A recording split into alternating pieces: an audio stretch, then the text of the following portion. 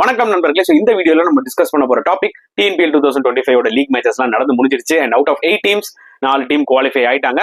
எந்த 4 team play ஆஃப்க்கு qualify ஆகிட்டாங்க அண்ட் எந்த 2 டீம் குவாலிஃபயர் 1 விளையாட போறாங்க, எந்த 2 டீம் எலிமினேட்டர் மேட்ச் விளையாட போறாங்கன்றத டீடைலா இந்த வீடியோல நம்ம டிஸ்கஸ் பண்ண போறோம். கைஸ், நல்லா ஞாபகம் வச்சுக்கோங்க, நான் சண்டே மேட்ச் ரொம்ப குரூஷலா இருக்கும்ன்றத ஆல்ரெடி சொல்லியிருந்தேன். ஃபர்ஸ்ட் மேட்ச் வந்து பாத்தீங்கன்னா திருப்பூர் தமிழன்ஸ் வின் பண்ணிட்டு செகண்ட் பொசிஷனுக்கு போயிட்டாங்க. இப்போ வந்து பாத்தீங்கன்னா அவங்க சேப்பாக் சூப்பர் கில்லிஸோட குவாலிஃபயர் 1 விளையாடுவாங்க. இந்த 2 டீமுக்குமே ஒரு அட்வான்டேஜ் இருக்க போகுது. தோத்தாலும் 300 மேட்ச் இருக்கும், வின் பண்ணா டைரக்ட் ஃபைனல். ஓகேங்களா? அண்ட் செகண்ட் மேட்ச் வந்து பாத்தீங்கன்னா திண்டுக்கல் டிராகன்ஸும் திருச்சி கிராண்ட் சோலர்ஸும் விளையாடுனாங்க.